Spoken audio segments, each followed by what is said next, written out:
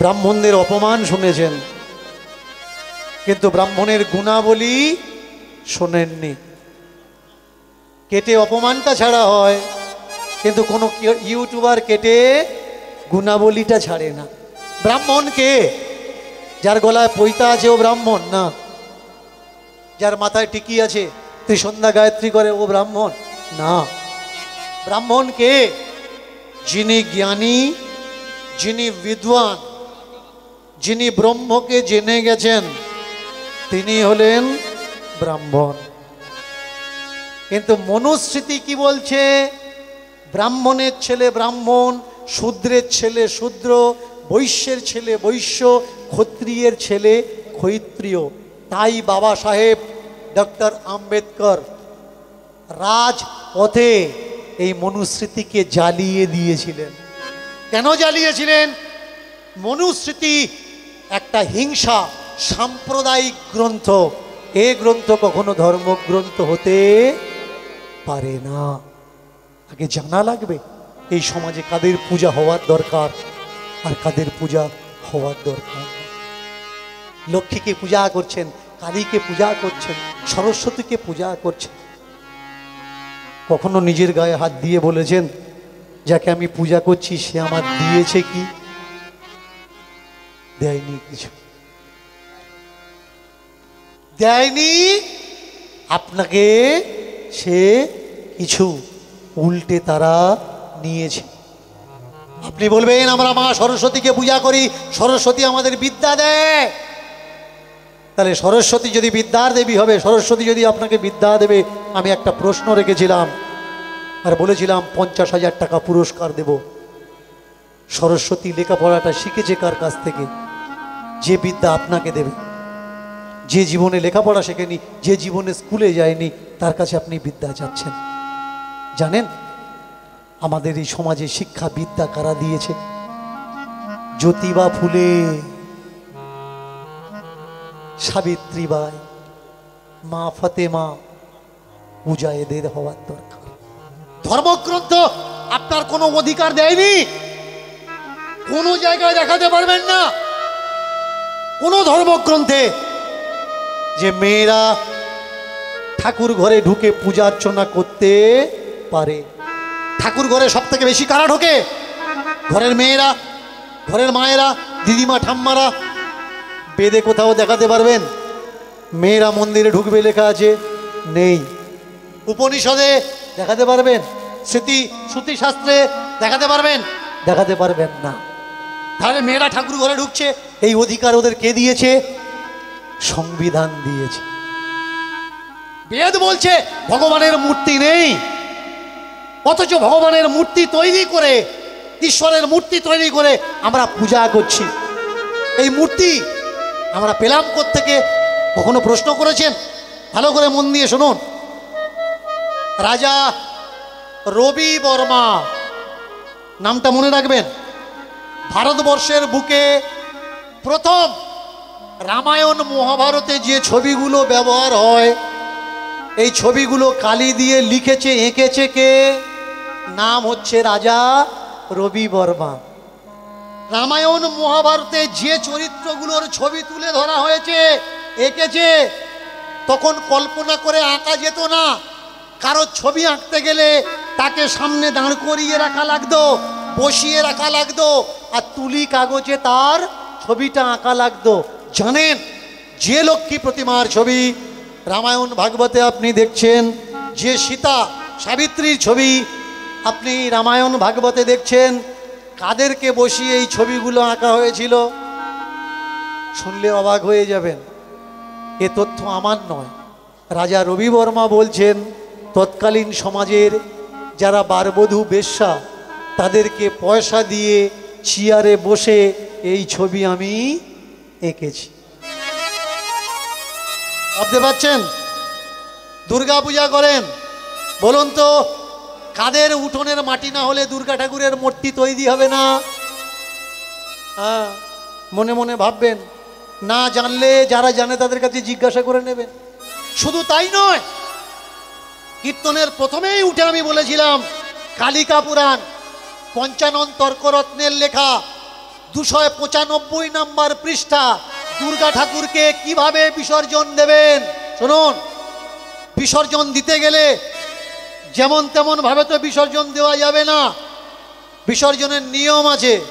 বিসর্জন মানে এই নয় ছোট হাতি নিয়ে আসবি, ডিজে ভাড়া করবি, মদ খেয়ে পাগল হবি, সিঁদুর কোথায় লাগাতে হয় জানিস না, মাথায় মুখে সিঁদুর মেখে পাগল হয়ে উলমাদ হবি। ডিজের জন্য ঠাকুর বিসর্জন নাকি ঠাকুরের জন্য ডিজে? আমরা ভুলে গেছি, আগে বোঝা লাগবে। ঠাকুর পূজা হোক, কিন্তু ডিজে কেন? এগুলো উচিত নয়। তোদের অল্প বয়স, তোরা নাচছিস ঠিক আছে, কিন্তু যে কটা বুড়ো পাড়ায় আছে ওদের কাছে গিয়ে খোঁজ নিয়েছিস? যখন গুপ গুপ করে আওয়াজ হচ্ছে ওদের কি হচ্ছে? বুড়োদের জিজ্ঞেস করে দেখিস, বুকে হাত চেপে চুপ করে থাকে, কখন বন্ধ হবে। বিসর্জন হোক না, তার মানে এই নয় তো যে বিসর্জন করা লাগবে। বিসর্জনের নামে বিসর্জন করছিস না বিষ অর্জন করছিস, কখনো ভেবে দেখেছিস? সুধার হ, তাহলে মজবুত সমাজ তৈরি হবে। আর সুধার যদি না হয়, আজকে ডিজে উঠেছে, কালকের হয়তো জেডি উঠবে। আওয়াজ হবে না, অন্য কিছু হবে। নাচা লাগবে না, হয়তো আচার খাওয়াবে। দুর্গা পুজো বিসর্জন করতে গেলে রাতের বেলা নয়, দিনের বেলা 7 ঘন্টা কাঁসা লাগবে। কে বলছে কথাগুলো? কালিকা পুরাণ পঞ্চানন তর্করত্ন সংকলন করেছেন, লিখেছেন, ব্যাখ্যা করেছেন। বলছেন 295 নম্বর পৃষ্ঠায় কি করে দুর্গা ঠাকুর বিসর্জন দেবে।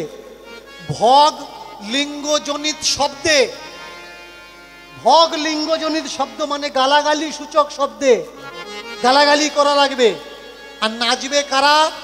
বারবধূ বেশ্যাদের আনা লাগবে। বেশ্যাদের নৃত্য করতে করতে, গালাগালি সূচক কথা বলতে বলতে প্রতিমা বিসর্জন দিতে হবে। এবার বলুন, প্রতিমা বিসর্জনের জায়গায় এই যে কটা কথা লেখা আছে, সত্যি কি সনাতন ধর্মের মাথা উজ্জ্বল করছে এই কথাগুলো? দীনকৃষ্ণ ঠাকুর বলছে কেন? তুমি কেন বলছো এইসব লেখা আছে? লেখা থাকবে, তুমি বলবে কেন? আমি এই জন্যে বলছি, এই কথাগুলো এই জন্যে লেখা হয়েছে যাতে বিসর্জন অপমান আর গন্ডগোল সূচক হোক। বিসর্জন মানে কি? দেবীকে আমরা দেবী মানি না, দেবীকে আমরা মেয়ে মানি। আমাদের গৌরী, আমাদের শিবানী আমাদের ঘরের মেয়ে। সপ্তমীতে আমাদের বাড়িতে আসবে, পচা পান্তা টুনটুনির মাংস সে খাবে, মেয়ে জামাই বাড়িতে আসবে। এবার বলুন, আপনার বাড়ির মেয়ে জামাই যখন আসে আর আপনারা বিদায় দেন, দিনের বেলা দেন না রাতের বেলা দেন? আপনার বাড়ির মেয়ে জামাই আপনারা দিনের বেলা পাঠিয়ে দিচ্ছেন, আর দেবী দুর্গার বেলায় রাত 12টা না বাজলে আপনার ডিজেটা বন্ধ হচ্ছে না। আপনার বাড়ির মেয়ে জামাই যখন আপনি বিদায় দেন, সত্যি কি মদ খেয়ে উলমাদ হয়ে নেচে নেচে বিদায় দেন? আর তার সামনে বলেন আসছে বছর আবার হবে, আবার আসবি, আবার খাবো, আবার এরকম ভাবে বিদায় দেব? বলেন না। সনাতন ধর্ম কে নষ্ট করছে? দীনকৃষ্ণ ঠাকুর? না ভাই, সনাতন ধর্ম অলরেডি নষ্ট হয়ে গেছে। সনাতন ধর্ম বাঁচানোর চেষ্টা করছে দীনকৃষ্ণ ঠাকুর, যে এইভাবে বিষ অর্জন করো না, সুধার হও। তুমি যা করছো তোমার দেখে তোমার ছেলে মেয়ে শিখবে। যেদিন তুমি থাকবে না, যেদিন আমি থাকবো না, সেদিন এইগুলো এদের কাছে নিয়ম হয়ে দাঁড়াবে। আর আগামী দিন, আগামী ফিউচার, ভবিষ্যৎ বড় ভয়ঙ্কর হয়ে উঠবে। আমাদের কর্তব্য আগামী দিনে আমাদের ছেলেমেয়েরা যাতে নোংরার দিকে ভেসে না যায়, ধর্মের দোহাই দিয়ে তাদেরকে আটকানো।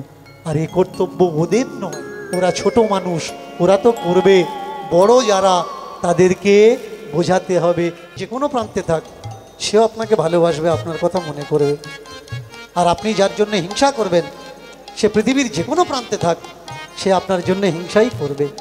কেউ যদি আপনার জন্য হিংসা করে আর আপনি যদি তার জন্য প্রার্থনা করেন, কোনো না কোনো দিন সেও আপনার জন্যে প্রার্থনা করবে।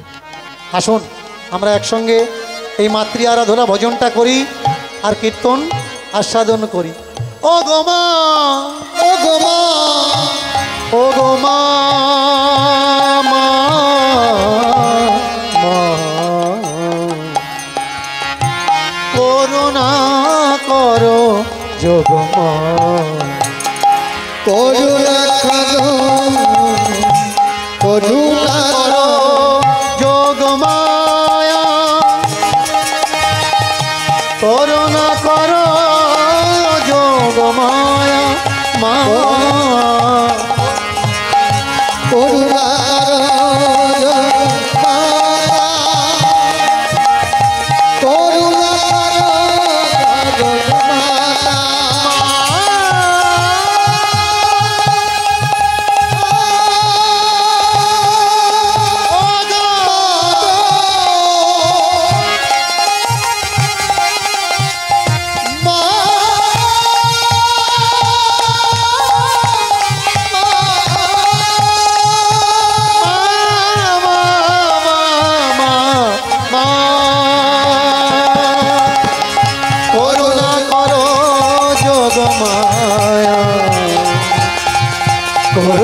করো যোগ মায়া, আরে করুণা করো মায়া, করুণা করো।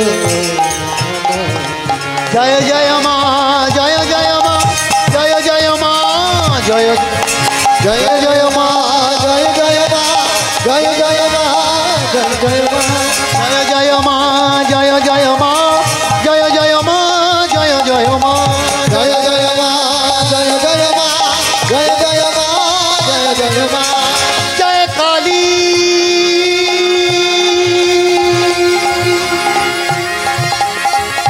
যোগ মায়া, জয় কালী,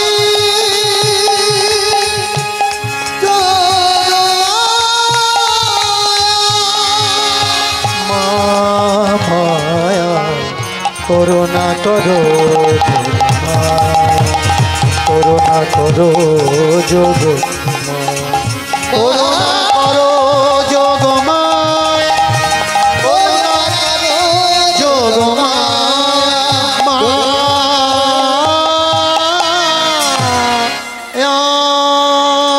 দেবী কাত্যায়নী তং নমামি, देवी भद्रकल्यै तं नमामि, देवी जगन्माता तं नमामि, सुंदर सुंदर रूप योग माया योगेश्वरिणी, अखंड लीला विलासकारिणी, देवी त्वं स्वाहा त्वं स्वाधा, देवी सुरेश्वरी।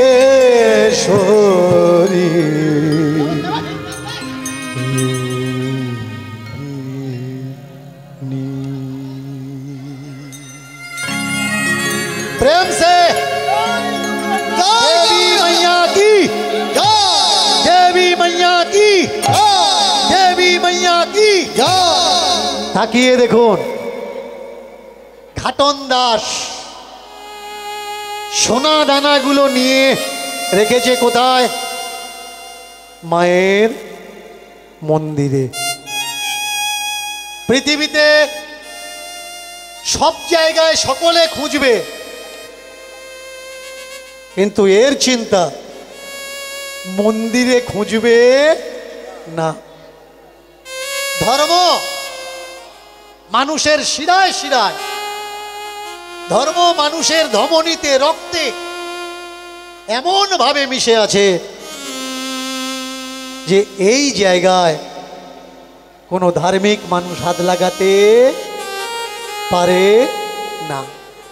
আজকে তাকিয়ে দেখুন, জেগে উঠেছে রাজা, পোশাক পরবে, পোশাক খুঁজছে, কোথায় গেল তার বসনভূষণ, অলংকার, সাজসজ্জা, দেখতে পাচ্ছে না। এই কে আছিস?